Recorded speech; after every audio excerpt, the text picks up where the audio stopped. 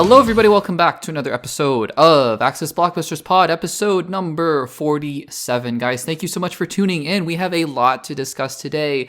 All sorts of topics: Dune, Creature Commandos, Penguin, Agatha, and of course, Venom: The Last Stand. So stay tuned, guys. All these segments, I'm really excited to talk about all these things with you guys. And let's not waste too much time here. Let's go through the spiel really quickly. Fast and Furious, let's do it. If you haven't subscribed to the Access Blockbusters YouTube channel, if you're listening on YouTube, make sure to subscribe, give the video a like, and let me know in the comments what you think about any of these topics. If you're listening on Spotify, and yes, we do have a Spotify feed, make sure to rate it. Let me know how you're enjoying the Spotify feed, and if you have any suggestions for other platforms that you would like to see the Access Blockbusters Pod on. So, guys, that's about it. I don't want to be too long-winded here. Let's get into the segments for today. A lot of exciting stuff to talk about. All right, let's talk Dune. I feel like we don't talk Dune enough on this YouTube channel, on this podcast, so I wanted to take an opportunity to talk about an upcoming show that just looks spectacular, Dune Prophecy. So very quietly, kind of under our noses, we're basically, out of nowhere getting a Dune series, and it's fully fleshed out. I mean, I kind of thought when they announced this, maybe even a few months ago, they said, oh yeah, there's going to be a show about the Bene Gesserit, and it's going to be called Dune Prophecy. I was like, oh, we'll see. I'm sure it'll come out eventually and we'll get some more news about it. And then bam, we get these trailers for Dune Prophecy. And all of a sudden it's like coming out November 17th. And November 17th, guys, it's less than a month away. We are less than 1 month away from Dune Prophecy. And I know that the trailer came out a little bit ago, so I'm not going to be doing a full trailer reaction or trailer thoughts like I will be doing for Creature Commandos later on in the podcast, because that trailer came out more recently. But I did just want to say here on the podcast, I truly believe, for a number of reasons, that Dune Prophecy could be absolutely spectacular. So here is what I saw from this trailer. I was stunned. It in a very similar way to how the Penguin connects to the universe of the Batman, where it's a seamless connection. I mean, you can tell in the Penguin that Matt Reeves is the one who's connecting the dots, right? Matt Reeves is the one who is in control of this universe, and everything is working in cohesion, but it's just a different side of that world. I saw that same exact thing from this Dune Prophecy trailer, and I think that is such a good sign, because as long as you have, and I don't know how directly involved Denis Villeneuve is going to be with Dune Prophecy, but I do know that this show looks like it has every intention on being integrated, on being the same universe, the same vibes, the same visuals, the same aesthetic, even the same music choices in the trailers as those two films. And those two films, arguably, put together, it's one of the greatest 6 hours of movies ever. I mean, it's fantastic what they were able to do with that universe, and just the storytelling, how they were able to adapt the book, a book that's really quite heady and has a lot of just out there concepts. They were able to really condense it into a wonderful sci-fi story, and I'm really excited to see Dune 3, Dune Messiah, whatever they're going to call it. But in the meantime, we're getting this show, Dune Prophecy. Looks like Mark Strong is going to be heading it as well. That's another reason to be super excited. Mark Strong always delivers, at least is really solid in whatever he's in, and he looks like a very fearsome emperor. And what I like about the concept of this show as well is that it's taking place 10,000 years, I believe, before the events of Dune. And if you don't know, if you haven't read the books of Dune, I don't know if they made this clear in the movie, but the book Dune takes place something like tens of thousands of years after our present day, in basically the same universe, but not really. It's a whole complicated story about, what happened after our time, basically. But there are so many stories to tell in the Imperium with Dune and with the Emperor. And I do believe as well we're going to be getting some Harkonnens. We're obviously going to be going back to Arrakis. One of the things that the Emperor, I'm assuming he's the Emperor, played by Mark Strong, says is that, I'm worried about Arrakis, right? And then the other person says, Arrakis is the least of your worries. And the other thing that makes me so intrigued about this show is the Bene Gesserit, right? Because the Bene Gesserit, again, I think having read the books will help, but I also think just the movies give you a hint and some clues into this. The Bene Gesserit are doing some crazy things, often really messed up things. It's breeding, it's genetic manipulation, right? They're trying to get the perfect savior, I suppose, to sit on the throne, the Kwisatz Haderach or whatever, however you pronounce it, and that obviously Lady Jessica, betrays them and thinks that she can produce this Messiah figure in Paul. And it's a whole complicated thing. But the Bene Gesserit, it's really complicated. And so I think the films were able to do a good job of just condensing that and making it a little bit more simpler to understand. But I love the idea of focusing in on the Bene Gesserit and showing that, yeah, there's so many things There are so many political machinations going on, so many mystical things going on. And ultimately, I think that again, I go back to this, right? What I said at the beginning. What makes me so encouraged for this show is that it looks like it's doing two things that the Penguin is doing. And that a few months ago would have been crazy to me. But I'm saying this now with full confidence that because the trailer for Dune Prophecy is showing me the same two things that I think make Penguin so good. Two or three things, but I think these main two things of, number one, being connected, being seamlessly synonymous with the universe that it's a part of, right? Dune Prophecy and the two Dune films, even though they take place in vastly different time periods, they still feel like they're part of the same cohesive universe.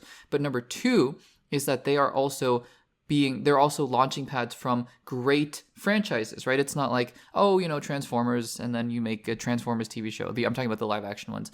And it's cohesive in that way. I'm talking about two really iconic, the Batman and Dune, right? I think it just bodes really well. On top of the fact that you have great filmmakers behind these projects. Guys, I think Dune Prophecy, I know we've been saying the Penguin is spectacular. I could even see a world in which, and it's hard to believe, but I could see a world in which Dune Prophecy might be better.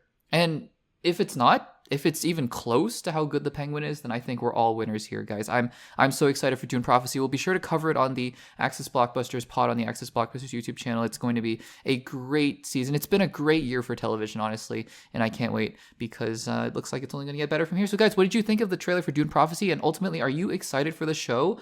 And let me know what you thought. Let me know what you think about the movies. Let me know in the comments down below. All right, another trailer that had been released in the past week or so is CREATURE Commandos, the second trailer for CREATURE Commandos. Now, earlier this year, I think actually only a couple months ago, I did a quick segment doing some trailer thoughts on the first trailer for CREATURE Commandos. And what I said in that segment and in that podcast is that I'm a little concerned because this show looks like just about every single James Gunn project ever. And what by every single James Gunn project, I mean in the comic book movie space, comic book, film and TV space. And I said, okay, it looks enjoyable, it looks entertaining, but it just had me a little concerned. I was like, let me see a little bit of a different side from you, James Gunn, because, you're doing Superman, for goodness sake. And if we see a trailer for Superman in hopefully a couple months, maybe 2 or 3 months, and it turns out that it's the same exact kind of thing that we're doing here, where it's like introducing Superman and Mr. Terrific and Hawkgirl and Guy Gardner, and they're all going on an adventure, and who knows if they're going to live or die, then I'm going to be very concerned for Superman. Because here's the thing, guys. I know James Gunn is making really good comic book movie stuff. I love Peacemaker, the show. It's so fun. I think the Suicide Squad is really entertaining. I do think that at times, though, the Suicide Squad goes a little bit over the top. It's almost like James Gunn just, at least for my personal sensibilities, went a little bit over the top for me. But Guardians 3, I liked. Guardians 2, I like. Guardians 1, I think, is really quite good. So he makes really good stuff within this medium. But guys, how many times is he going to do this exact same thing? Because I watched the second trailer for CREATURE Commandos, and I'm not even kidding. Is this the same thing? Is this literally the Suicide Squad and Guardians of the Galaxy? Like, I feel like every single James Gunn project thus far in the comic book space has had trailers that look the exact same. And I'm just kind of baffled by it. I'm like, can he make other things? And I'm not saying this because these projects aren't entertaining. I think they're very entertaining. But I think James Gunn is so talented that I wonder, if he makes Superman and Superman is totally different, and I'm not talking about totally different as in it's so dark and so sad and somber, it's a comedy or whatever. No, I'm talking about just tonally, like it's a brighter, more hopeful, warm kind of film. Because lately he's been doing these more cynical, jokey comedy, violent action comedies, right? With these ragtag underdog, mismatched heroes kind of anti-heroes turned heroes kind of stories. He's been doing that basically for the last 10 years. And if the trailer for Superman, if Superman ends up being just something completely different, I'm fine. It's totally fine. Okay, he was doing what he was comfortable with, and now he's branching off and doing something different. Totally fine. All good. But CREATURE Commandos is going to be the first project in the DCU. They even have DCU, I think, for the first time in this trailer. So that's exciting. It is exciting to see that the DCU is finally kicking off here. But I'm not I'm not even kidding. I've seen this trailer before. Not only have I seen this trailer before, I've seen this trailer from a James Gunn project before. Not only have I seen this trailer from a James Gunn project before, I've seen this trailer from a James Gunn project before in the DC universe. Obviously the DCEU. But, I mean, guys, Peacemaker, it's the same concept. The Suicide Squad, it's the same concept. Guardians of the Galaxy is a group of people who have no right to be together, going on a mission that could get all of them killed, but you know what? That's what makes them lovable, and that's what makes them unite together, because they don't really care what's going on, and they're just going to save the world, and it doesn't matter who they're saving, because they're good people at heart. And I'm sure that this is going to take it a little bit further. In addition to this trailer, James Gunn revealed some other details, such as this is basically, and this again worries me a little bit, he said, this is going to be Guardians of the Galaxy without sentimentality. Okay, fine. But the fact that you're saying this is like Guardians of the Galaxy, but without, makes me go, yeah, okay, so this is just Guardians of the Galaxy theme and variations. For those of you who are musicians, you might understand that reference. Basically, in music, there are projects in classical music where you just have a theme, and then for the rest of the piece, it's basically just faster and faster variations on that same theme. It's, kind of a mix-up of that same variation. And I feel like James Gunn has just been doing theme and variation of Guardians of the Galaxy / ragtag group of antiheroes. And look, this is all not to say that I'm not going to like Creature Commandos. I love Peacemaker. And even by the time Peacemaker came out, I'm like, are we really doing this again? And it turns out I liked it. It makes me a little bit more worried, honestly, not for Creature Commandos, but for Superman. Because Superman, if it was just like, oh, David Cornsweet and Rachel Brosnahan and Nicholas Hoult, and that was really the main cast, I'd be like, okay, probably doing something different. The fact that he has so many other wacky side characters in there, and I understand they're not going to be big parts of the movie, but I hope that this isn't a sign that James Gunn is just making Superman in this same exact style. I don't think he is. I really don't think he is. So don't take this from me. Don't take this of me saying, oh, I think that James Gunn just made Suicide Squad, but for Superman. No, it's not what I'm saying. But guys, I was hoping the second trailer for Creature Commandos was going to, give me something different. Maybe be like, hey, this is a little bit different than the Suicide Squad. You could have called this the Suicide Squad 2 Creature Commandos, and I would have been like, yeah, that's what this is. And it's fine. It's totally fine. Maybe this is basically just him saying, well, I wanted to continue the Suicide Squad, but I can't really call it that because it's part of the DCEU. Didn't stop him from bringing over characters like Amanda Waller, for example. And just to quickly talk about other pieces of news related to Creature Commandos, we also learned that Rick Flag Sr., played by Frank Grillo, will be in Superman and will also be in Creature Commandos and will also be in Peacemaker Season 2. Again, another decision. I've talked about this on the YouTube channel. I love Peacemaker. I think it's amazing. I don't think it should be getting a Season 2 in a rebooted universe. It's very clear that James Gunn just wanted to carry over everything he did. Because again, what he did was great. But if you're wiping the slate clean, I just don't know, guys. So again, I know that this kind of makes me, seem like I hate the Creature Commandos trailer and I'm not excited for the show. I'm excited for the show. I'm excited for the new start of the DCU. And I'm excited, honestly, that James Gunn is not going to be directing all these things because I want these things to be different. I want each project to feel different. I love that Captain America the Winter Soldier is different from Guardians of the Galaxy, is different from Spider-Man Homecoming, is different from Thor Ragnarok and Infinity War. You know what I mean? Like, I just am a little bit worried that this is going to be, okay, welcome back to the James Gunn show. We filled in the prototype, we made it a little bit more violent, in animated form, and here you go.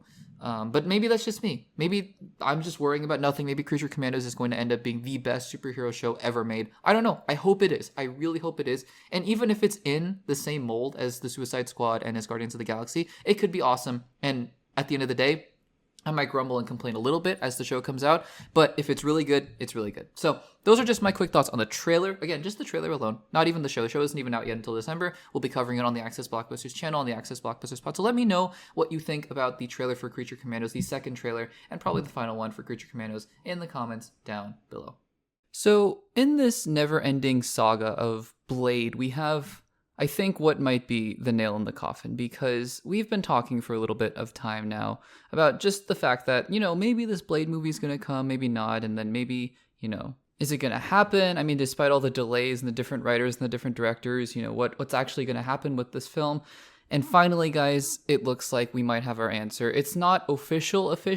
It's not like Kevin Feige has come out and said, yep, we are killing this movie. But I think it's fair to say, unless there's something surprising where they announce, hey, Blade is coming out in 2026, which even still, because by the time that you put it out in 2026, we're going to be already in probably Battleworld between Doomsday and Secret Wars. So probably if you're going to make this Blade movie, it's going to happen after 2026, 2027, after Secret Wars. And by that time, Mahershala Ali, I can guarantee you, is not going to be on board for Blade. So, guys, Deadline has confirmed the November 2025 release date that had been slated for Blade that we've been looking at and saying, is it possible? Could it be that Blade will make this release date? It's official that Marvel has taken Blade off the release calendar.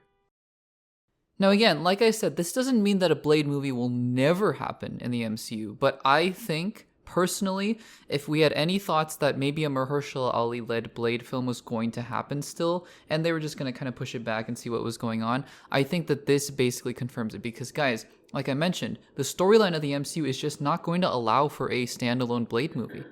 And Mahershala Ali, by the time, let's just be optimistic, Blade comes out November 2027. By that time, Mahershala Ali will have waited at least 6 years to make a Blade movie.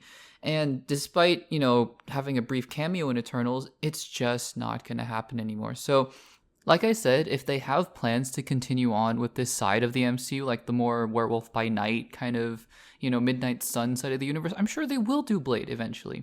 But it looks like the Mahershala Ali Blade version of the character is not happening anymore. And again, it's just really sad because Mahershala Ali is one of the best actors to ever live. I mean, he's such a talented actor, and to lose him from the MCU, it's just a bummer. It seems like they really just could not get the story on lock, and they did not, find something that was compelling to them.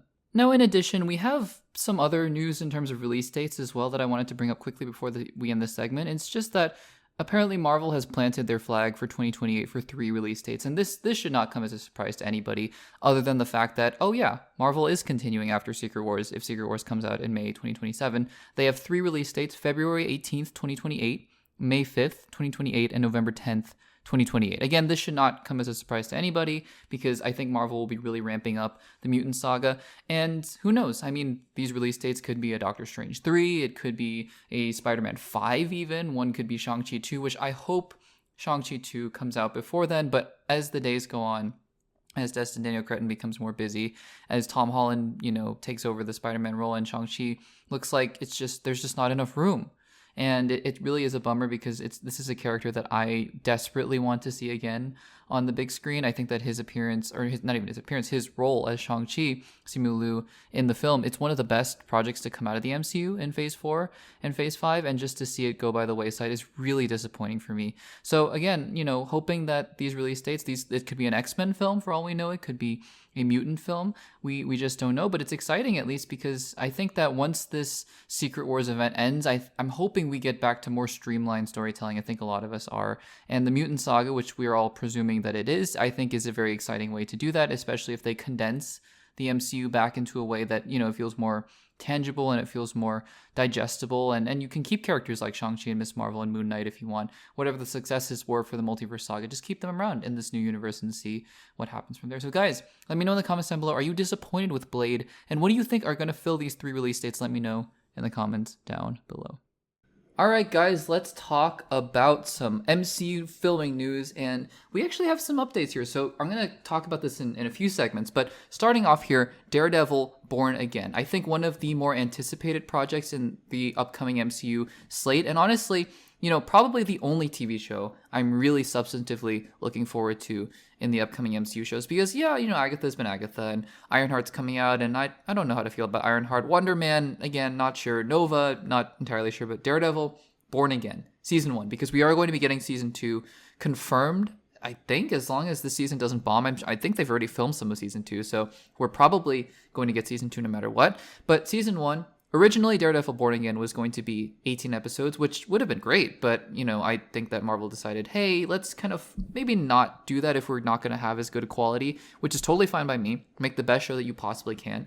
And they're deciding to go to 2 seasons of 9 episodes each. So Season 1 is going to officially premiere. This is the first announcement on March 5th, 2024. So that is going to be in just under 5 months, I believe, and that's really exciting because it's going to be the return of Daredevil, I think, to his true roots, because the other thing that was announced, so, 3 things were announced. The release date, because Vincent D'Onofrio and Charlie Cox were at New York Comic Con, and so there were a few announcements made about Daredevil Born Again. So the 3 big things that I caught were the release date, March 5th, 2024. Second thing being that this is going to be officially, and unsurprisingly, TVMA, and also related to that, apparently Daredevil says the F word, so if you're into that, you're into that, I guess. For those of you who enjoyed seeing Chris Pratt, say give the first F-bomb in the MCU in Guardians of the Galaxy Volume 3, sure. I don't think necessarily it makes it any better or any worse, but it is what it is. But again, just pointing to the fact that this is going to be, I think, hearkening more towards the darker side of Daredevil. And I think that that's appropriate, right? Because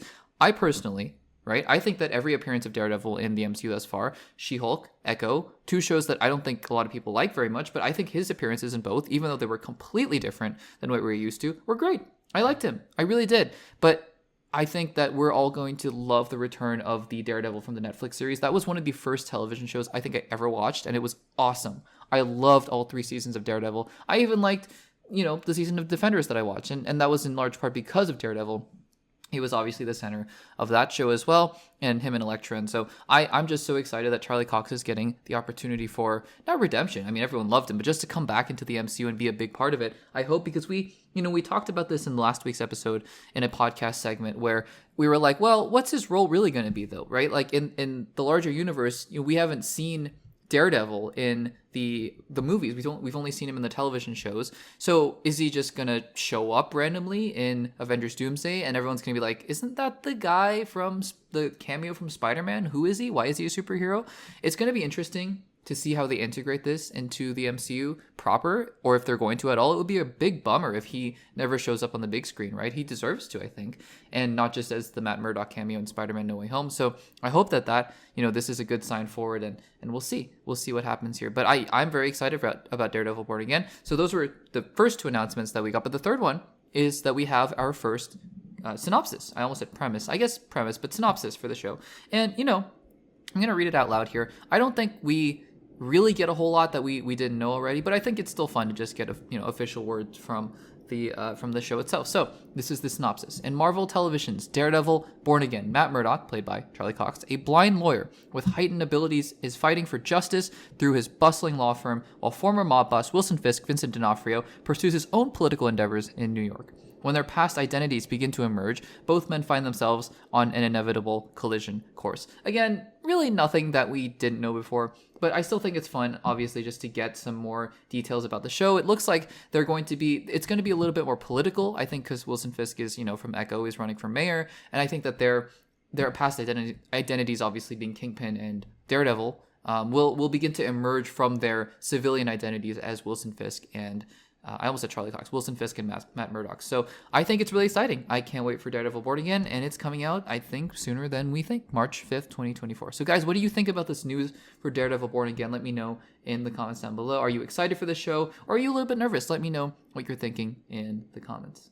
Speaking of filming news for the MCU, though, we're not done yet, guys, because we have some nuggets here about Avengers 5 and Avengers 6, Avengers Doomsday and Avengers Secret Wars. So recently, the Russo brothers were doing an interview, I think, with Collider, and they gave actually some interesting details about the next 2 Avengers films. So we're going to talk about them right now. So Avengers Doomsday, right? Infamous, famous, I don't know, whatever you want to call it now at this point, for the Comic-Con reveal that Robert Downey Jr. himself, Iron Man, Tony Stark, will be playing none other than Victor Von Doom, is scheduled to be released on May 5th or something like that, May of 2026. And Avengers Secret Wars, as of right now, is still slated to be released in May 2027. So there have been rumors. There have been reports, right? Benedict Cumberbatch has come out and said, yeah, we're going to be filming the next Avengers film in early 2025. It's going to be really fun, and that's great. But then, it's kind of been silent. We haven't really heard anything. We've been getting other bits of MCU news here, right? Like Spider-Man 4, directed by Destin Daniel Cretton, which we'll talk a little bit more about Tom Holland later. There's some really interesting stuff going on with him and his career. There's a lot of stuff, guys, going on this week, which is really exciting. But we'll talk about Tom Holland a little bit later. But the news about the Avengers films, who the rest of the cast is going to be, because I think that's really the biggest news. Like, as soon as we start hearing Iman Vellani or Haley Steinfeld or, Jeremy Renner, Chris Hemsworth, I think that's when we're going to start to get a sense of, okay, who's actually in the show? Simu Liu, right? I think that'll be really exciting. But for now, the best we can do is the other details that have been given to us. So we have gotten some interesting details here about the filming of these 2 films. The Russo brothers, they were talking about the writing of the film. They say they are currently in the writing process with Stephen McFeely, who's writing it. I don't think Christopher Marcus is going to be writing the film with him, but hopefully it wasn't just Christopher Marcus who made the other 4 MCU films that the Russo brothers did with them successful. I hope McFeely is talented in his own right, because we'll see. We'll find out here with Avengers Doomsday. But I have all the faith in the world in those 3 to get it done. But they're currently in the writing phase, and we have official confirmation now from them that they're going to be planning to film in spring 2025. So that is really exciting, because I think that as we approach spring 2025, I'm assuming maybe April or March, that we'll start to get the casting announcements, right? Like, I just love to get a full cast list, Obviously, with Infinity War and Endgame, we didn't get the full, especially with Endgame, we didn't get the full cast list. But, I remember still, I think a year before Avengers Infinity War came out at that Comic-Con, they released a concept art poster with every single character that was basically in the film. And I don't know if you guys remember that, but it was an amazing poster. I looked at that. I studied that for just hours afterwards, like just marveling at the fact, no pun intended, at all these different characters that were on the same page together. It was like Drax was right next to Iron Man and Doctor Strange and Spider-Man. It was awesome. Vision next to Falcon and War Machine and Winter Soldier. It's just so cool to see all that stuff.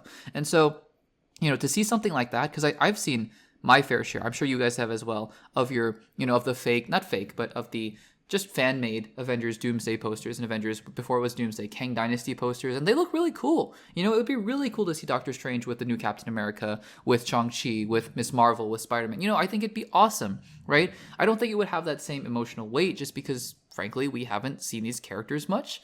Where in the world is Shang-Chi? I've been saying this forever, where in the world is Shang-Chi? But anyways, so yeah, I think it's really exciting. So I hope we'll get some updates there as the film gets closer to filming. But the other piece of news that I think is actually quite interesting, and, there might be a way to read into what I'm about to say, and maybe not, but the other thing that the Russo brothers announced here with the news about the filming, dates, is that these 2 Avengers films won't be filmed back to back. So with Avengers Infinity War and Avengers Endgame, they came out basically a year apart, almost exactly, but they were filmed actually back to back. So I think what the Russo brothers said in this interview is that they filmed Avengers Infinity War, and then they took about a 4-week break, and then they filmed Avengers Endgame.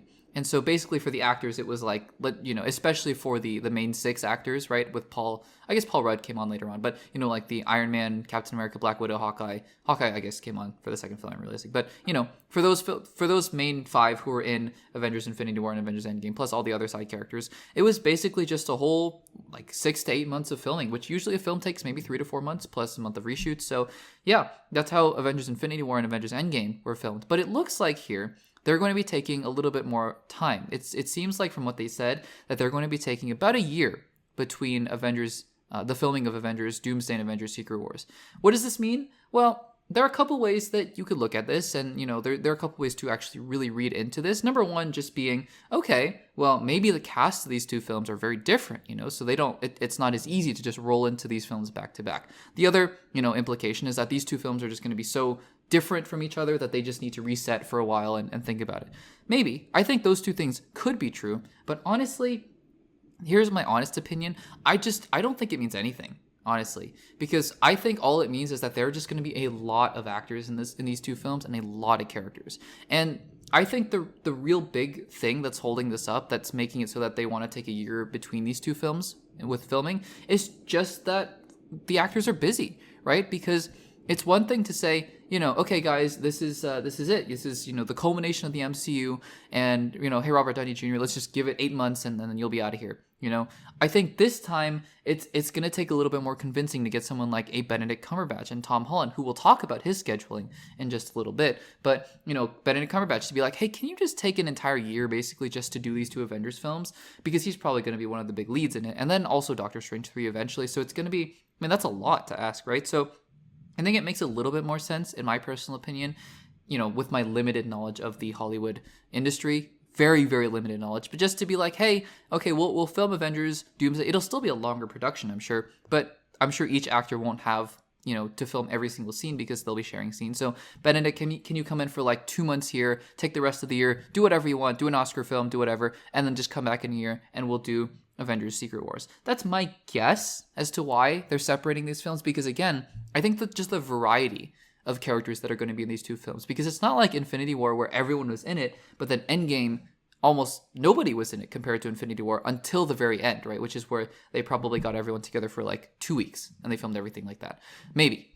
Maybe they hit that, that side of that production within Infinity War's production. Who knows? But maybe with these two films, especially with Battleworld, and especially with, I'm guessing, all the multiversal cameos that are going to happen, I'm sure it's not as easy to do that stuff. So my guess, ultimately, as to why these two films are being filmed a year apart instead of back to back is just simply scheduling. But guys, what do you think about this in the comments down below? Are you excited for Avengers Doomsday? I haven't really asked you guys about Avengers Doomsday since the Robert Downey Jr. announcement, but are you guys still excited for the film? What do you think about the fact that they're filming soon? And it's exciting. So let me know in the comments down below what you're looking forward to most from Avengers Doomsday and Avengers Secret Wars as they get ready to film very soon. But guys, speaking of Tom Holland, we have some Spider-Man news. Although I actually think for this segment, that is not the biggest part. That's not the headline of the segment. But we do have a little nugget of Spider-Man news here. But this is about Tom Holland because announced just, as of the recording this segment, and I know this is going to come out a little bit later, but I wanted to talk about it. Tom Holland is going to be starring in the next Christopher Nolan movie. Now, this is really exciting because obviously Christopher Nolan is quote unquote on top of the world. He's the biggest director ever. I mean, he directed Oppenheimer, which took home almost all the major categories, and of course Best Director and of course Best Picture. So he has free reign to do whatever he wants because it's Christopher Nolan, and he has really reached a new level here. But he's going to be doing a new film. And reportedly, it's going to be with Matt Damon. So I actually kind of thought, oh, maybe Matt Damon's going to be the lead of this film. There's very little known about it. But it's actually been revealed by The Hollywood Reporter that no, Tom Holland, Spider-Man himself, is going to be the lead of this new film. It's very exciting, actually, because I think that Tom Holland, he's known for Spider-Man, obviously, and he's done some other really interesting projects. But, I think to have him be the headliner of the next Nolan film I'm not saying he's not on the map. He's Spider-Man. He's literally the most on the map up-and-comer ever, pretty much. But I think for people who are looking for Tom Holland to be more of an Oscar contender, more of an awards contender, because I truly think he's capable of it. Within those Spider-Man movies, there are those people who are like, oh, the acting's terrible in all these superhero movies. Guys, I respect that opinion, of course, if you believe that, but I think there are moments in all of the Spider-Man movies where Tom Holland is just giving a great performance. I mean, the scenes where, the scene where Aunt May dies in Spider-Man No Way Home, or the scene where he's on the rooftop and Ned and MJ come in and comfort him, those are just fantastically acted scenes. And even in the scene in Infinity War, where he's conveying that fear of not wanting to die is great. I think that it's just great acting. And so I'm really excited because to see what a Tom Holland can do under a director like Christopher Nolan is very exciting. Now, the other little bits of news here that have come out, actually, there's a lot of little nuggets in this article here, but the main important, or I guess the other things to keep note of are that in addition to this, it looks like Tom Holland's 2025 is going to be extremely busy because he's going to be filming Spider-Man 4 with Daniel Cretton. He's obviously going to be the lead of that film. He's also going to be filming the Christopher Nolan film, probably later, 2025. But in between that, he's also going to have to film Avengers Doomsday, however much he's going to be in that as well. And it's going to be a crazy ride for Tom Holland. I think 2026 is going to be a massive year for Tom Holland. I'm sure that's when, Spider-Man 4 and Avengers Doomsday and the Nolan film are going to come out. It's going to be maybe 2026, the year of Tom Holland. Who knows, right? Who knows? But yeah, that's really exciting for him. The other little nugget of news in there actually is that Zendaya is going to be filming, because of all this, is going to be filming Dune 3 in 2026 instead of late 2025, which is a bummer because that means Dune Part 3 is probably not coming out until, I would guess, March 2027. And that's just such a bummer because especially after the end of Dune Part 2, man, I'm and having read Dune Messiah as well, I'm so looking forward to how they're going to continue this story. Obviously, we talked about Dune Prophecy, so, there's some stuff to tide us over for a little bit, but just the fact that, 2027, who even knows what's going to be happening in 2027? I don't, certainly in the world or in my life or whatever. But yeah, 2027, it looks like that's when we're going to get Dune Part 3, Dune Messiah. And that was just kind of a little detail that was sprinkled in there. I guess that does also confirm, we knew this already, that Zendaya was going to be in Spider-Man 4. But yeah, guys, Tom Holland going to have a busy year. He's going to be headlining the next Christopher Nolan movie, which is really exciting. Let me know, are you excited about Tom Holland headlining the Christopher Nolan movie, or do you think it's maybe not a good choice? What do you think the new movie is going to be about? Let me know in the comments down below. All right, Agatha All Along is quickly coming to an end. Actually, next week will be the last week we cover Agatha All Along because they're releasing the final two episodes, episode 8 and episode 9, next week. And this is the penultimate week of Agatha All Along. So, guys, let's talk about episode 7, Agatha All Along. This is going to be a full spoiler discussion for Agatha All Along, episode 7. If you have not seen the episode, just save this segment, save this podcast for later, and be sure to come back to it once you have seen the episode, because we will be spoiling a lot of things. Guys, I posted, now that that's out of the way, I posted on my community tab. If you haven't been keeping up, make sure to check it out there. But I posted on my community tab as soon as I finished the episode. And I think this really sums up how I felt about this episode.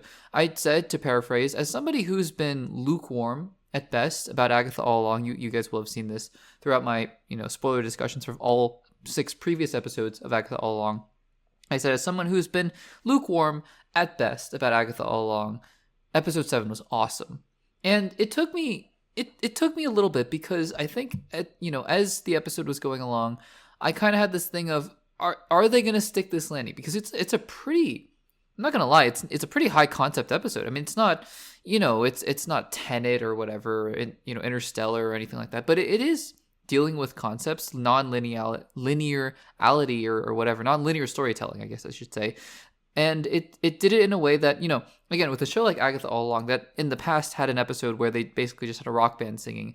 And that really wasn't my cup of tea, personally. Again, if you liked it, awesome. That's amazing. I just personally not really for me. I think Agatha All Along, to kind of go off on a small digression here, it's not like other shows in the MCU, like Secret Invasion or She-Hulk or whatever, where I go, and I see a lot of things here that I think a lot of people are going to dislike. Agatha All Along is a show that I've seen actually a lot of people really like, and it's a show that for the most part I just gone, not really for me, because I think there are just points that it just doesn't take itself seriously enough that I personally can get invested. I have a threshold of things, and if it goes a little bit too silly, then I get, I stop getting invested, I guess, as quickly as I would for other things. But all that aside, as we were going along through this episode, I was like, okay, I see the concept here. This is an episode about Lilia, and it's not being told in a linear fashion, but can this episode pull off the ending that I think it's trying to pull off? And I was worried, about halfway through, it was like, this feels like it's a little bit in over its head. You know what I mean? I think it just felt like, hey, they're just trying something for the sake of trying something, and I don't think they're going to stick the landing. And well, no pun intended, because now that I'm thinking about it, stick the landing is a very cruel way to put the ending of this episode. But I do genuinely think that Agatha All Along episode 7 stuck the landing. So let's talk about this. I took notes as always, and we're going to go through this and then go through my thoughts, kind of live as I was watching the episode, and talk about, what I was thinking at different points and what I liked, what I didn't like, and we'll go through it here. So we start out here. The episode is called Death's Hand in Mine, and obviously we knew this was going to be about Rio, and I actually thought this was going to be a bigger episode about Rio and Agatha's romance, because that seems to be the implication in the title, but it turns out that it's not really. I'm sure we'll get more about this in probably episode 8 and episode 9, but yeah, we kind of figured, okay, so this is confirmation. It got spoiled in a Funko Pop, and that's kind of disappointing, because I don't know. I don't know if I would have guessed that if I hadn't known. I'm sure New Rockstars and Screen Crush and whatever would have guessed it anyways, even if the Funko Pop hadn't come out. But that was really where I got spoiled, was seeing the Funko Pop of Death as Rio. And I was like, oh, okay, that makes sense. And obviously, ever since Thanos appeared on the screen, we, based on the comic book, not origin, but, comic book story of Infinity War, where Thanos kills the entire universe because he wants to please Mistress Death, we all kind of thought, okay, well, that's not where they were going with Infinity War, but is that somewhere that the MCU would go eventually? And didn't for a while, but now we finally are getting it in 2024. We're getting Death as incarnate in in a female form. Who knows what form Rio Vidal will show up in next, because, oh boy, she shows up in a terrifying form later on in the episode. But anyways, we will get to that later. So we start out the episode, and we just see Lilia falling. And it's like, okay, what in the world is happening here? She's just kind of falling, and then we quickly cut to Billy and Agatha, and it's like, okay, guess that was just some random thing there. But obviously that pays off in a big way later on in this episode. So we get back to Billy, who, we know it's Billy now, although he does ask during the tarot card reading, am I William or am I Billy? So it's kind of interesting. I wonder if there's sort of a dueling personalities kind of thing going on here, or what's going on. I'm not entirely sure. But anyways, speaking of, just being completely obvious, the question that he asks Agatha is Wanda Maximoff really dead? Also, what's interesting is that earlier, speaking of that Billy William thing, he says basically that Wanda is not his mother. And he says, I have a mother. So is he referring to Rebecca Kaplan? the Kaplan mother, or is he talking about something else? Probably referring to Mrs. Kaplan. But still, it's just interesting that there's a kind of duality that's going on here that is not really explored that much, but still something to keep an eye on as we move forward towards the end of the series. But yeah, literally, he asks her, is Wanda Maximoff really dead? The question that all of us have been asking for a long time.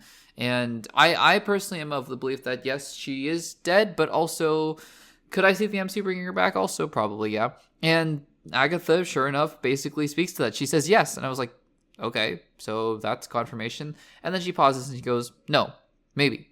So yeah, I would think that if they're gonna bring it up in the show like this, because you'd have to think that if they didn't want us to believe that Scarlet Witch was coming back, then they wouldn't talk about it at all. But the fact that they're literally asking the characters the same questions that we're asking ourselves, that seems to indicate that, yeah, it looks like there's a pretty decent chance that Scarlet Witch comes back. We'll see. We'll have to see. I'm still a little less than 50% that she is coming back. I just still have a hard time believing that Elizabeth Olsen would want to come out of quote-unquote MCU retirement for this, but we'll see. And also just, bringing back Scarlet Witch in a TV show, and then obviously you're going to have her appear in a movie later, and everyone's going to be like, wait, I thought she died in not Captain America, what am I saying? Doctor Strange in the Multiverse of Madness. So yeah, I don't know. We'll have to see. I'd still put it at like 40% that she shows up at the end, but we'll have to see. But yeah, I think that this version of Billy that we see on the road here, he's pretty angry at Agatha. He's mad, and I kind of like this because it's better to me than the kind of bumbling fanboy that he was throughout most of the series, and he kind of reverts to this later on in the episode during the trial, which not my favorite thing. But I like that he has this sort of seething anger under him because it gives the character, I think, a little bit more groundedness, a little bit more dimensionality here, and I like that very much.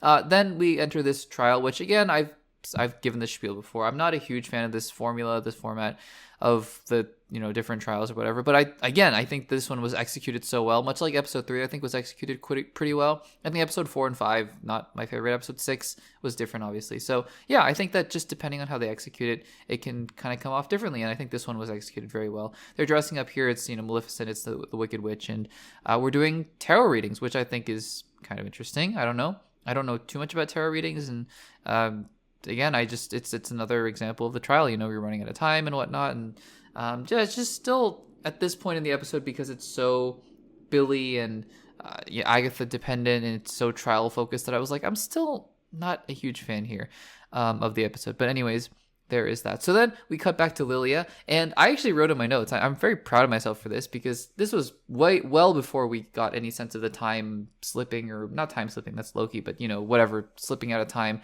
And I wrote in my notes, I said, I feel like there's a little bit of twist coming here with Lilia, and we'll see what that's about. And sure enough, right after that, it's revealed that she is basically slipping in and out of time and going into her not different bodies, but almost her different minds, throughout the past of, the show, and also even in the 1600s as well, which is amazing. And it's such an interesting angle to take with this character, and it's been building throughout the show for sure, but it's been such a minor part of the show thus far that I feel like it's been, really exploring it here is such a good thing. And yeah, I really like that. So then I was, the part of the show that I referenced earlier, the part of the episode where I was like, I don't quite know if they're going to stick this landing, is when all of a sudden Lilia and Jennifer Kale end up in the trials all of a sudden, and later on we get the gaps filled in for us that, okay, there's a reason that they ended up back here through the shelf and whatnot. But right in this moment, I kind of was like, is this something they're just not going to explain, and they end up here because time and magic and whatnot, and just go with it? I kind of thought that's where they were going to go, because honestly guys, this show has not proven to me that they're really capable of that kind of high level storytelling. Turns out they proved me wrong, and I'm very glad that they did, because this episode again is great. It's awesome. So yeah, I think that again, it's trippy, it's weird. I haven't seen Black Mirror personally, but it's what I imagine people saying Black Mirror is like. Obviously probably not nearly as crazy as Black Mirror, but still just something really different, and something that is really, it captures you, it captivates your attention. It has me very invested, and it's just doing something completely different, and I respect that. So then we go through and we cut back through all these different moments. She's having flashbacks, and honestly, I didn't write a whole lot here, because I don't think that there's just a whole lot to talk about here, because it's just sort of peeling back the layers of the onion in a very non-linear way, which I think is really great. And it's just, even though the execution is not perfect, I think that the concepts that they were going for here and the ways in which they were trying to articulate them are so interesting and well done that by the time we get to the end of the episode and we finally understand how Lilia is reading the tarot cards and she's seeing the future too, by the way. She said she sees Jennifer Kale as the path forward, and she says, I think to Jen that, hey, if you see, what is it, if you hear Rio call you a coward, you duck. Like, so I'm sure that'll be something that comes up later on in the series as well. I'm sure that'll be a callback. But yeah, I mean, again, it's just it's so cool how they were able to piece together the layers and peel back the onion, and I think that's great. And then also one of the final scenes that you see her in the past is that she sees Rio as Death, and oh my gosh, she looks horrifying. She looks terrified. I thought it was just going to be Rio and maybe some darker makeup or whatever, I don't know. But no, she, like some goth makeup, I mean. But no, she looks like actually terrifying, horrifying. And I kind of hope that's not what she looks like the rest of the series. Not because it looks bad, but because it legitimately kind of creeped me out there. So yeah, it looks like we get our confirmation that Rio is Death here. And yeah, this episode kind of keeps going and they go through the trial. Again, not really much to talk about here because I was just on board. And I also did not see the fact that the Salem 7 just all get impaled. And the fact that even Lilia gets impaled at the end, and it's just something about this episode. Maybe it's the concept, maybe it's the fact that they really went for it, because it is still a similar format, I guess, of the trial and trying to get through it, but it just does something so different and so unique.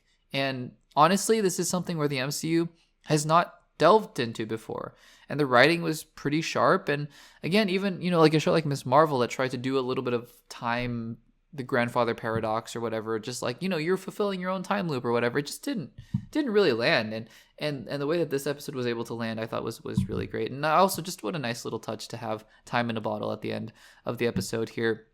I don't know if it's a coincidence. You had Evan Peters in the last episode, and obviously Time in a Bottle is the quintessential song associated with that Quicksilver scene in Days of Future Past. But again, I mean, I'm not here to declare victory and say, oh, okay, Agatha All Along is suddenly the best show on television and, all that kind of stuff. I, don't think that's true. But I also think that it's encouraging to know that the writers were able to kind of pull something off like this that was able to tie together a lot of past elements into something that is so cohesive and makes a lot of sense in this episode. And I'm hoping that while I didn't love a lot of this series thus far, that they're able to tie together a lot of what they've been setting up at the end of this series really well. Because I think that that's what encouraged me the most about this episode, is that it took a lot of the concepts that have been laid and planted throughout the past of this show and tied it together in a way that it was so interesting and captivating. And I love that about this episode. So guys, this is a return to form for Agatha All Along. I think this is probably my favorite episode. It was awesome. And I can't wait to hear what you guys have to say about it in the comments down below. Let me know what you guys think about episode 7 of Agatha All Along. Would love to hear your guys' thoughts in the comments down below. Alrighty, let's talk Penguin episode 5. So this is going to be a full spoiler discussion for the Penguin episode 5. If you have not seen the latest episode of the DC show, make sure to just save this segment, save this podcast for later, and come back to it once you have, because we will be diving into all the details from this latest episode of the Penguin. So that is your final warning. Let's get into it. As I mentioned, if you guys haven't been checking out, I've been doing immediate reactions for the past couple episodes. Right after the episodes come out, I just give some quick thoughts. And I said in that immediate reaction, and I still hold by this, that this is probably my least favorite episode of the series. Now, that has, by no means is that me saying that this is a bad episode. In fact, it's a very solid episode. It's just a little slower. And that's totally fine because, in another show, right? In another show through 5 episodes or through 5 hours of content or whatever you want to measure it with, if you had 5 episodes that were slow, then it would be a very boring, bland show because it's all just dragging and dragging and dragging. But this show is so well paced that when we get an episode like this that just takes some time to dive into some characters and set up some things, because let's be honest, right? This is more of a setup episode. The last 4 episodes were culminating, right? It hinged on this flashback episode with Sofia Falcone, and then she I think the big turning point of this show is when Sofia Falcone, or I guess Sofia Gigante now, really does not roll off the tongue as well as Falcone, but for sure we'll go with it. Sofia Gigante, I guess, basically swore off the Falcone name and became her own head of her own family.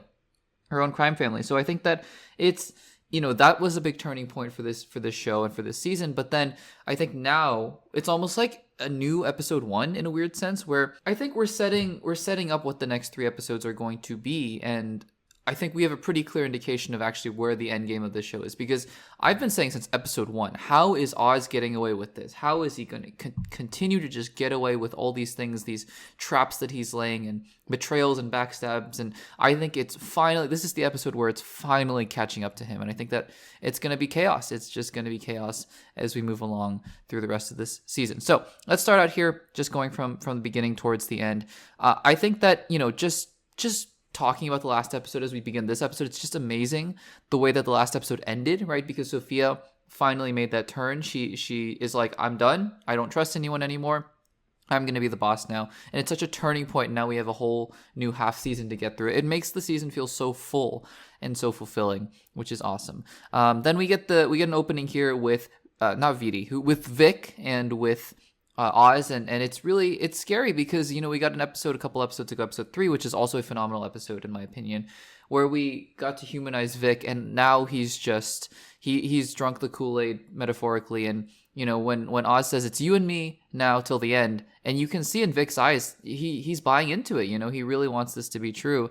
It's really sad because and it's even sadder because he eventually ends up back in his home as well, not his actual home, I think, but at Crown Point in Gotham City. It's just such a sad thing to have seen the evolution of this character to now he's really buying into what Oz wants, and he's sort of making that turn, and it's such a sad thing to see as we progress through this season. Then we get an introduction here to Taj Maroney, which it turns out was just for 1 episode, but I think it would have been nice to have gotten some more setup for this character. It's such a minor nitpick at this point. I don't think it really detracts from the show, but if I had had my way and could make the quote unquote perfect season or whatever, I would have just liked to have seeded some of the seeds for this character a little bit earlier on, so that when he eventually dies and lights on fire, which was crazy, it would have maybe been a little more impactful. As it is, he was just sort of a trade chip and a pawn in Oz's game, which was in itself kind of brutal and kind of scary. So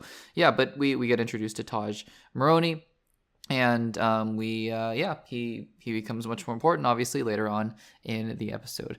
Then we get some more of Vic just really buying into Oz and what Oz is doing. Again, just a really sad turn of events for this character. It makes it feel so much more heartbreaking having seen episode 3. Then Oz realizes, now that he's seeing what's in the news, that Sophia has gone off the rails, and that's scary. And then we see the bodies. The police is coming to investigate what happened to the Falcones, and it's interesting because the police is right to be suspicious, right? It's like, oh, you're gonna say that the entire crime family was killed because of a gas leak? Of course that's suspicious. And Sophia just basically is like, hey, call me on it. And obviously they're not gonna call her on it. But again, the police guy, he's totally right. It's so suspicious that the entire crime family would have been killed by a gas leak. So there is that.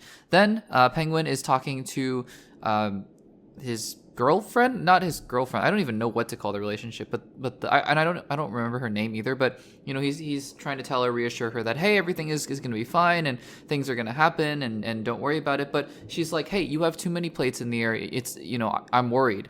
And we see here that while Penguin throughout this series has been really quite smart and has been able to dodge the members of both families and been able to get his way for the most part, I think it is at this point where you realize he is starting to really delude himself now. He's really saying, I got this, things are going to be fine. And by the end of this episode, while he has a new base of operations, I still think that he is really deluding himself into thinking that things are going to be fine. And I don't think that is the case. I think some bad things are going to happen to Oz, including to his mother. I think that his mother is in some grave danger, but we'll get to that in just a little bit. So, and then speaking of his mother, I guess we have Oz saying, hey, can you go, he's saying to Vic, can you go check on my mother, make sure that she's okay? And him saying that his mother is what makes him good, and then having his mother kind of tell him later on in the episode that you're a disappointment, which she's been saying the entire season. And it's just been a sad, really twisted, sad relationship between those two characters. But the fact that he thinks his mother keeps him good makes me think that his mother is going to die. and then I don't know, maybe there's another level to him where even he's going to go off the rails. We'll see about that. Then we have Sophia, who is, trying to get Vidi to unveil the cash that her father left behind. And again, just these images throughout this episode, even though the episode itself it's not quite as action-packed as previous episodes, which again is fine. It's totally fine. But just the fact that this episode is taking its time, but some of the images, right, in this episode are quite striking. Like Sophia just lying down next to the ashes or the graves of her family members, in that little tomb area while Vidi is tied up. It's such a visceral and, really just scary scene to behold. And again, Johnny he's making a good argument, right? Sophia, he's saying that, hey, you need me, which is obviously it's, it's a ploy to get him to get out of the imprisonment that Sophia's put him in. But also it's an argument that Sophia's like, she's going about it alone, which by the end of this episode, I suppose she's not really going about it alone per se, but I think that it's a point that she can't just go against the world by herself, right? I think that she needs still people around her, even though she doesn't trust people.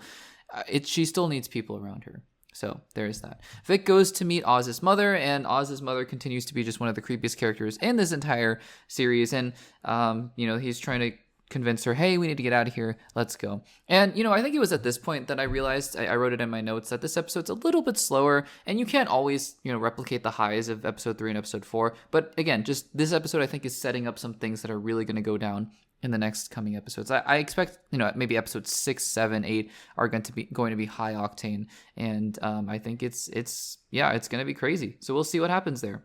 We get reintroduced to Taj Maroney, as there's going to be a swap basically for the mushrooms for Taj. And, the whole time you're thinking, of course it's a setup. There's no way they're doing a classic one-to-one swap. And as soon as he releases Taj, you saw the garage doors closing, and it was like, yeah, I mean, it's over, right? But then you also knew the second that the kid came out dripping wet, I was like, what is going on here? Silly me, I should have realized it was oil, but it's still, the second I did realize what was going on, as soon as Oz flicked on the lighter, that was a terrifying, it was a horrifying scene. Again, this show continues to prove that it's not afraid to quote unquote go for it in certain scenes. Just, I would argue to great effect, and again, these scenes make me very uncomfortable. But again, I think that is that's clearly the intent of these scenes and of the show, and in such a visceral way to depict this kind of I guess psychological and literal physical warfare that's going on here. So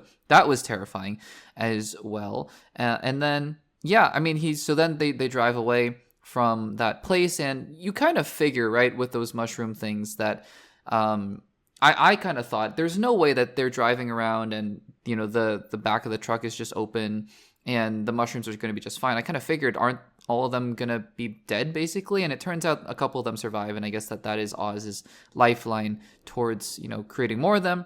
But, still it's a kind of a dire situation that he has going on there. We cut back to Sal, who survived, and then we have now Sal Maroney, Sophia Falcone, and Oz on the playing field. Sal calls Oz, and they're basically trading blows over the phone. And Oz he's getting more desperate, increasingly more desperate. Also, that doctor guy, Julian, shows up again at Sophia's house and is like, I want to help. He's incredibly creepy, just incredibly creepy. But the point of this is that Sophia Falcone is officially the new head of the family, and she wants to be called Gigante, which again, fine, what it symbolizes for sure. It doesn't roll off the tongue as well as Falcone or Falcone. I always called them the Falcones, but Falcone or Maroney or whatever. But still, it's her symbol of independence, and she's going out there and she's gonna get it done now. So yeah, there's this new family meeting, and look, the second that Johnny Viti started talking. The second he started talking, I was like, he's dead. And sure enough, Sophia just shoots him in the head. And that was another one of those, yep, I mean, I could see it coming, but man, that didn't mean it was any less impactful. It was still just a brutal scene. Brutal scene there. So, yeah, there's that. Then we see Vic. He's taking Oz's mom to the ruins of his old neighborhood, which is really tragic. And if things weren't bad enough for any of these characters, we see Squid now, that character that Vic was just terrified of in episode 3. Really just a horrific kind of thing going on there. And of course, to make matters worse, Squid sees him going into that building. So I'm sure that will get picked up in the next episode, because I mean, how could it not, right? It's the Chekhov's gun kind of situation now. And I kind of figured, I said this earlier on in this spoiler discussion, but I kind of figured that Oz and Vic left Oz's mom in that building, and you have to figure that something bad is going to happen to her. I mean, again, she's said nothing but disparaging and bad things towards Oz, but Oz still seems to really love her and seek her affection out. And I think that, Sophia's version of this, right, is, the whole thing is going down, it's crumbling down, and she's like, I'm just gonna kill the family. It is what it is. And I think Oz is gonna go through something similar once his mother is dead. I that's my prediction, and it's gonna be really scary. Let's see if Oz has another gear in him, because even that would be just a terrifying thing to see right there. So anyways, I think that they're setting up some things for the next couple episodes as well. And even in this episode, I mean, he's just losing his cool. I mean, you can see that he's beginning to lose his cool. So then we get a confrontation between Sophia and Sal, and this is the end game, guys. So the question is, what is Sophia's play here? And she's offering him a truce, and I think that the truce built upon this idea that they both just hate Oz. This really clarifies what the story is going for now, because before it was like, this is a show that is called The Penguin, sure, and the Penguin is at the center of all these sorts of things that are going on, but it felt more like a crime gang war show in a more general sense in Gotham City, which is fine. It was great. It was an awesome, first 4 episodes with Sophia kind of taking the front seat. But here, now we get a sense of clarity on, okay, this is Penguin's show, because now they're both gunning for him. And is he the hero? Is he the villain? Who even knows? But they're both going to go after him because they both hate him for what he did to their families. And I think that is, again, obviously violence and killing and whatnot is obviously never justified, but you at least understand their motivations of, we hate him for different reasons, we're going to team up here. And you have to know, I mean, I'm assuming Penguin makes it out of the series, but we'll see. But if he does, you have to imagine that if there's 2 of them at the top, still Sophia Falcone and Sal Maroni, that they still have contingency plans to get rid of one another. And I'd be curious to see what happens there after they're quote unquote done with Oz. But we'll see what happens at the end of the show in that regard.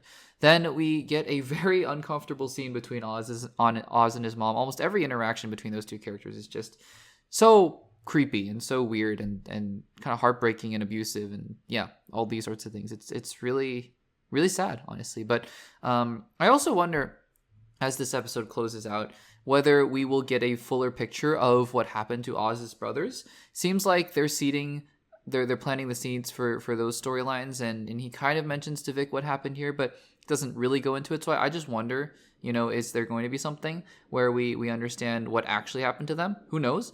But yeah, I mean, I think that that's something to look forward to, or look for rather, in the next couple episodes. We end out here in this episode, again, nothing really spectacular about, like, Sophia killed the entire Falcone family, or at the end of episode 3.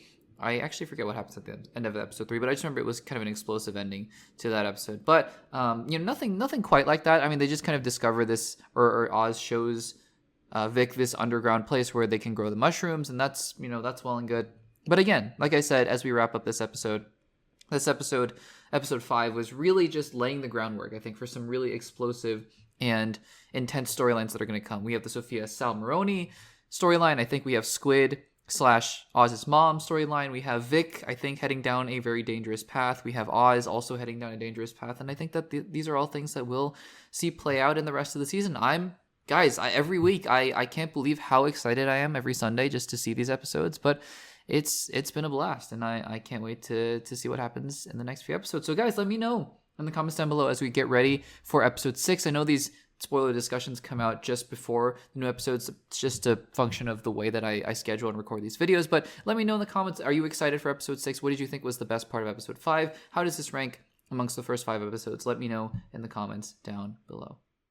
Alright, so let's talk Venom: The Last Dance. This is going to be a non-spoiler and spoiler review of Venom: The Last Dance. So if you haven't seen the film, no worries, that's exactly what the non-spoiler part is going to be for. If you have seen the film, though, just stick around and I'll clearly delineate when the spoiler section is going to start, and then we'll be talking spoilers there. So if you haven't seen the film yet, then just feel free to hop off there or save the video for later, and you can come back and watch the spoiler section at that point. And yeah, let's get into it, guys. Venom: The Last Dance. So Venom, just to give some context about my own personal opinions about the series thus far, I've for the most part enjoyed the Venom series. I really actually found a lot of enjoyment with the first Venom film.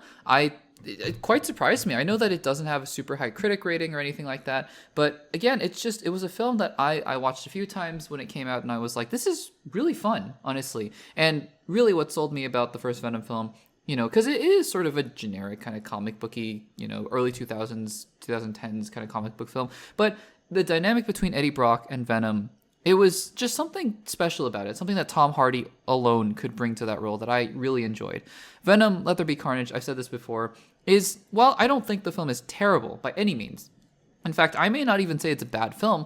I just think it was kind of just not as good, if that makes sense. I don't know. I don't want to say inferior, or I don't want to say, again, I just don't want to say it's a bad film, in my opinion.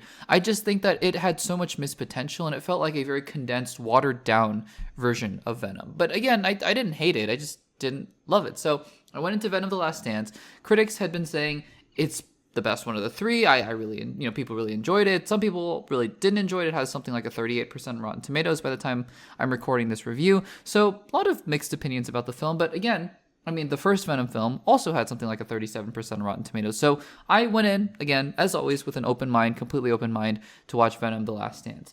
And here's what I will say. This is, I think, my least favorite Venom film of the three. I think as a film, right? And I don't mean to get all, snobby and film criticky. That's not who I am. Obviously, I'm not a film critic. I'm a fan, right? I'm just a fan talking about movies. But I think from the metrics that most critics would observe this film as, and things even that I care about, like story and acting and writing and things like that, this is probably the worst Venom film. That being said, it still has elements of what make the first Venom film especially really good. And so did Venom: Let There Be Carnage, in fairness. I think what it comes down to is just sort of a law of diminishing returns. I think each Venom sequel, to me, tried to recapture what made the first Venom film really special, and it was able to grasp parts of it, right? Obviously, this film, it was written by, both Venom: Let There Be Carnage, the first Venom, and Venom: The Last Dance were written by Kelly Marcel, who is now the director of Venom: The Last Dance. So it's not like, the original writers left and then there were just people scrambling to try to figure out what happened. It is still the same writers, the same people who made the first film. It's just something so special about that origin story that is just missing here. And it's just the law of diminishing returns, right? I think that this is, in terms of things that you look for in a film, because I think there are scenes in here that are really fun.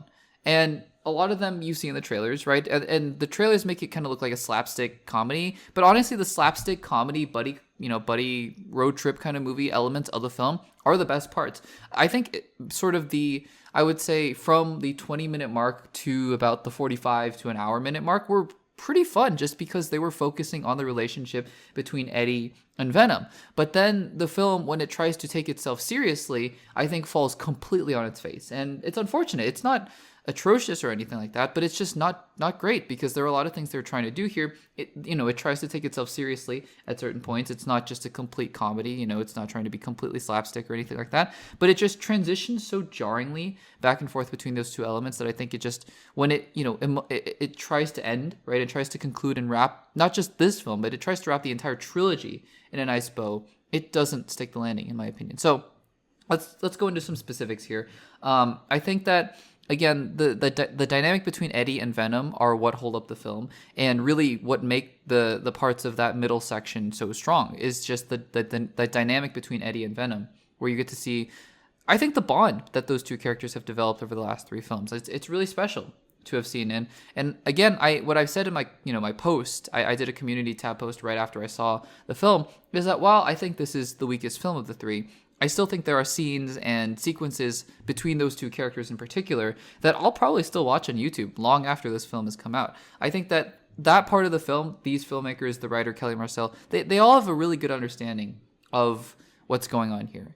How to write these two characters. I mean, and this is spoiling something very minor that was in the trailers. So if you haven't seen the trailers and you don't want to know anything, that's totally fine. But just skip ahead maybe 15 seconds. But the whole Venom horse, Venom fish, Venom frog, like that sequence where they're running away in the river, that was really fun, really good. The Venom horse sequence, I was surprised at actually how funny it was, because in the trailers it just didn't look that interesting or that funny, didn't really land. But in the movie, really quite good. There are a couple other sequences that honestly I can totally understand why some other people would find really cringe. And there's one particular storyline. I'm sure if you've seen the film, you're gonna know immediately what I'm talking about. There's one particular storyline that the film invests so much of its time in that I think 80% of it is pretty terrible, honestly. Like pretty, just unnecessary, honestly. But it almost felt like they needed to fill time and do something else, and so they decided to add in the subplot. But I will say there's a sequence, towards the beginning of the second act where, not spoiling anything at all, but just Venom and Eddie are kind of contemplating, and there's this sort of dynamic between, like, have a good time, enjoy life. And I think that it actually works really well. I can understand there's something specific that happens here that I understand why critics really wouldn't like it, but I think that for me, I understood the sentimentality that it was going for, and that's sort of the emotional part of the film that worked better for me than other parts, because especially towards the end, like I said, the beginning of the film, a little bit all over the place. Honestly, most of the film, in terms of pacing, I think pacing is one of the worst and least well executed parts of this film. Pacing is all over the place, because you'll switch from a really slapstick kind of Tom and Jerry-esque dynamic between Venom and Eddie to then something very serious, where Chiwetel Ejiofor is trying to deliver some military speech and he's trying to be serious, and then you cut back to Venom doing something crazy, in Vegas, and then you'll cut back to Chiwetel Ejiofor and Juno Temple trying to be serious in a lab. It's just the pacing is so frenetic, and they're trying to condense all these things into such a small amount of time, because the film isn't that long. The film could have honestly stood to have been maybe 10 minutes longer, because it's just diving between everything so quickly. I mean, the very first scene of the movie is written so hastily, and it's trying to condense all of this stuff that's going on. Again, not to spoil anything, nothing is being spoiled here, but just the first 5 minutes, they're trying to condense all this stuff into something like 2 minutes of time, and then they move on very quickly to the next thing. And it's just, it makes the film feel so rushed that by the time you're actually getting into a groove, you're actually enjoying it, you're like, wait, that's it? And, like I said, it doesn't really bode well for a film that, like, the parts that you want to be good are so quick, and then the parts that are just not landing aren't landing, right? And so, again, the character dynamic between Eddie and Venom, strong as ever, and honestly, they go even further into the goofy. But honestly, I don't mind that, because when it's just Eddie and when it's just Venom together, I think that's fun. Doesn't really matter. They could do anything, honestly, and it'd be fun for me. But then there are other things that are happening on screen, like Chiwetel Ejiofor and Juno Temple are playing two characters that just take themselves super seriously, and that's fine. I mean, there's an attempted backstory for one of those characters that just doesn't really matter in the story, and it's fine. Like I said, there's this entire other subplot that they tried to insert in this film that reminds me of another thing in a superhero film that I'll explain in the spoiler discussion. Just didn't work for me, honestly. They spent way too much time on this subplot that was just bogging the film down, in my opinion. And then the ending was cool. There was some cool stuff going on in the ending, although I think that they went a little too heavy in one direction. Again, we'll talk about that in the spoiler discussion. That just didn't, it was cool to look at, but in terms of the scope, it was like, yeah, we're just throwing everything against the wall. But, cool to look at. But ultimately it didn't land. And by the time they wanted to land that emotional punch, it was like, it's a little too late for that. And again, at the end of the film, they try to wrap up the whole trilogy in such a way that, it tries to feel grand and everything like that. And for me, I was like, look, I've enjoyed my time with these characters.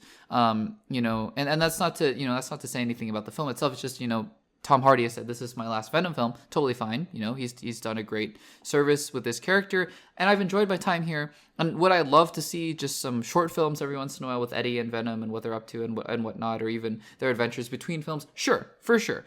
But, I think that the juice has kind of run out of this franchise. I think the first film was such a high, and then from here, they just kind of ran out of steam. So those, I think that at the end of the day, again, this is probably my least favorite Venom film, but Doesn't mean that I didn't enjoy certain parts of it. Ultimately, though, I think I'm satisfied with my time in this universe, and I would not be super disappointed if there wasn't another one of these, just because I think that the concept and the execution have kind of run out of steam at this point. But guys, that will do it for the non-spoiler discussion for Venom: The Last Dance, and we're going to transition now into full spoilery detail here. I'm going to go over some of my predictions that I made, some of the expectations that I had for Venom: The Last Dance in the last episode of Access Blockbusters Pod, and see how much I got right, and some of the expectations that I had, and whether or not they were fulfilled, or whether or not I was disappointed by them. So we are going to transition now into spoilers. If you haven't seen Venom: The Last Dance, just click off now and come back later. And yeah, here we go. So the subplot, I wanted to start out with the subplot here because I think that just kind of unexpectedly, I didn't even know it was Rhys Ifans who played Dr. Connors in the Amazing Spider-Man films and Spider-Man No Way Home. I didn't know that he was, what's his name, Martin? The weird, not weird, just kind of the strange family subplot that was going on there. And I was saying earlier that there was a sequence that I think a lot of other critics would not have liked, but I enjoyed. It was the karaoke scene when they're singing the Major Tom song. And I mean, look, at first was I like, this is a little cringy? For sure. I was not super on board with it at first, but I think once I realized what they were going for here and how I think that there is this really tender dynamic that was being built there between Eddie and Venom that they explored a lot in that sequence when they're on the road. And I think that made that sequence work for me. It worked for me quite well. So I enjoyed that. I enjoyed his dynamic just, with the family when he first meets them. And I enjoyed the whole sequence, like I mentioned, with Venom Frog and Venom Fish and Venom Horse. I think the Venom Horse stuff was really funny. Really funny. Like it bordered on silly and Warner Brothers cartoon humor, but I don't know. I think it's really fun. Like, what is this film for if not for that kind of stuff? You know what I mean? Where Venom is just pulling and yanking at Eddie around and doing all these crazy things with him. I think it's fun. I think it's really fun. Like I said at the beginning, right? Null.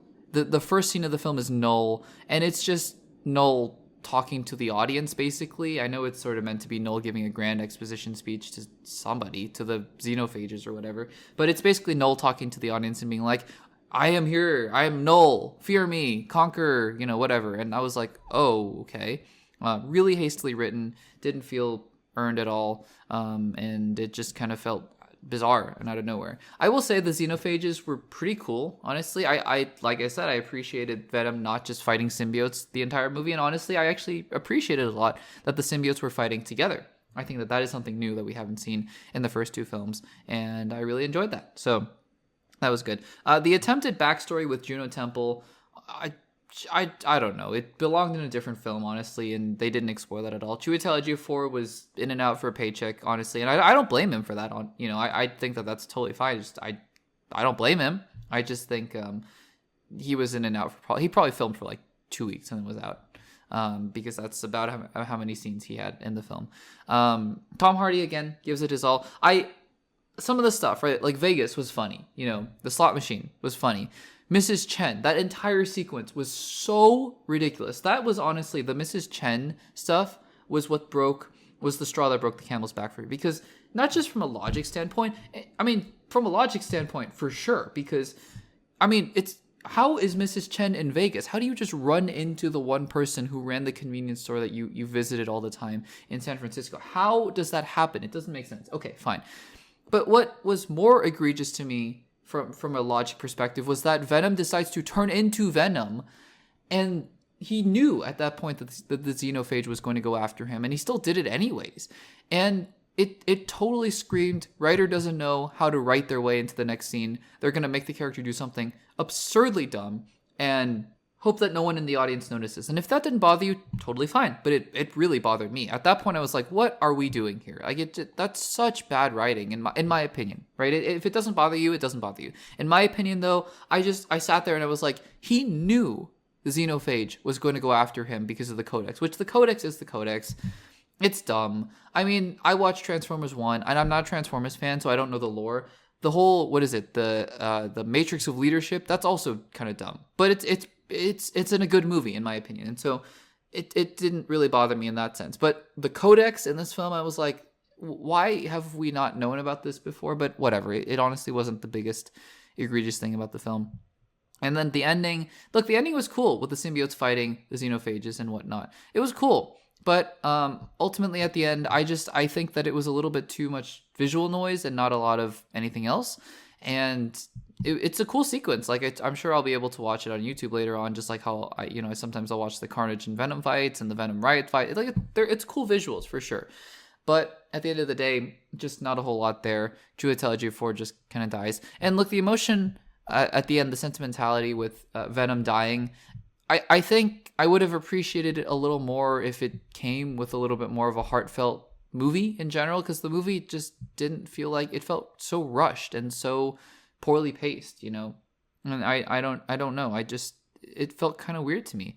That all of a sudden we were going to sit in this emotional space, and after we had done so much slapstick comedy for the most part, and then this kind of B-level superhero movie, military guys going after the symbiote kind of thing, it just didn't land as well as I wanted it to, because there is a world in which I felt tons of emotion for this scene, and it just didn't quite land for me at the end. And even just having memories play at the end, and then Eddie going to the Statue of Liberty, it just felt really cheesy somehow and didn't really feel like it landed the punch that it wanted to, and I was really disappointed by that. Now, rounding out this spoiler review, I wanted to talk about Null, and then we'll get to my predictions and expectations, and we'll see how well they lined up with the film. Null was not a character in this movie. He didn't need to be in the movie at all. I don't know why he was in the movie, other than just to be like, Null's here and King in Black, because honestly, guys, I think whatever plans they had for Null, I don't think it's happening unless it's in Spider-Man 4, in which case, because, yeah, I mean, I talked all about this in my last week's podcast about how, why would Kevin Feige bet everything he has on one of the biggest franchises he has in the MCU, in the Spider-Man franchise, on the Sony universe by bringing in Null and all the implications that he had? Because Null was, he was fine in this movie, but he wasn't even in the movie. So, I'm assuming King in Black was going to be a whole Sony universe thing, and after Madam Web, after Morbius, after this, and unless Kraven the Hunter wins a bunch of Oscars, I don't think the Sony Universe experiment is going to last much longer. I think they're going to pivot to other things like Spider-Man Noir and, I don't know, Silk maybe, or the Silk TV show that was going to happen. So, yeah, whatever plans they had for Null, I just have a hard time believing they're going to move forward, especially with the critic reaction. And I don't know that this film is going to do super well financially. We'll see, but poor word of mouth, and I think people are kind of over the novelty of this. I don't know.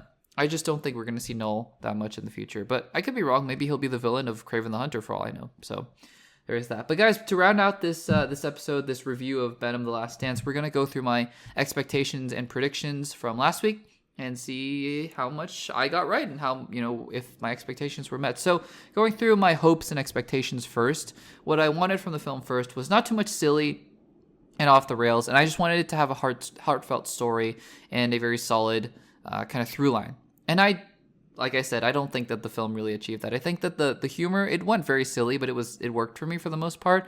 Especially, again, the Venom horse stuff was really funny for me. But ultimately, the story was not the strong suit of this film. Second expectation and hope was not too many symbiotes. And what I meant more by that, honestly, was, don't have symbiotes fighting symbiotes. So it achieved that. But there were a lot of symbiotes for sure. So yeah, there is that. Didn't bother me as much as I thought it would, though. And then the last expectation I had was let the story be about Eddie and Venom at the core. I don't think it really was. It kind of was, but it kind of wasn't. And so I'm a little disappointed by that. So yeah, kind of disappointed by the expectations. Now, for my predictions, number 1, Venom: The Last Dance makes in the ballpark, right, of $600 million. I said between $550 and $650 million. I don't think that's going to happen. I think that the word of mouth is not strong enough where it's gonna carry the film to that height. And I think that, again, the first Venom film, sure, made $800 million plus dollars, but I think there was just some kind of novelty that is just not there anymore with this Venom franchise. And I wouldn't be surprised if this tops out at about $400 million, maybe even a little bit less, but we'll see. We'll see. Second prediction, though, I nailed it. Null is not in the movie for more than 10 minutes. He was in the movie for like 3 minutes, honestly. And yeah, I don't know what I was expecting, honestly. I kind of expected him to be in the shadows more often, and he was just sitting in prison for the whole movie. So there was that. Number 3, Venom and Eddie both die. I will give myself a half point. Venom did die, but I did say Venom and Eddie would die. So I'm at 1.5 out of 2 technically, but I'll probably 1.5 out of 3 given what happens to the box office. And finally, number 4, I think this was a big no-brainer. Spider-Man and really any of the other Sony Universe characters do not show up in the film, for sure. I mean, unless you're going to count that very brief moment where they kind of recreated that scene from the end of Spider-Man No Way Home in the post-credit scene. That doesn't really count for me. So yeah, I did get that one right as well. I just don't see Null appearing in Spider-Man 4 next. I could be wrong. It could totally be called Spider-Man 4 King in Black, but I just don't see it. But we'll have to see. Stranger things have happened. I mean, there was a world, where none of us were expecting this whole multiversal thing to happen in Spider-Man No Way Home.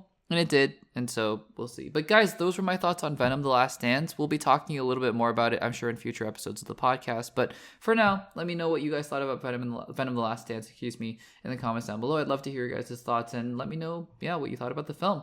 Was it your favorite, your least favorite, the middle one out of the trilogy? Let me know in the comments. And guys, that will do it for episode number 47 of Access Blockbusters Pod. It has been a wild ride, a lot of amazing things to talk about. And even if we don't like all the things that we saw, still really fun to talk about them with you guys. So make sure to engage in the comments down below. Would love to hear your guys' thoughts on all these things: Agatha, Penguin, Venom, Tom Holland, Christopher Nolan, all these crazy things that have been going on over the past week or so. We'll be sure to update you. I know that there's more news on the Spider-Man 4 release date and the Star Wars movies. We'll be sure to be able to talk about those in the next episode. But guys, thank you so much for listening. As always, make sure to leave a comment, give this video a like if you're watching on YouTube. Let me know if you're enjoying the podcast on Spotify as well. And that'll do it for me for this week's episode of Access Blockbusters Pod. I will see you guys in the next one.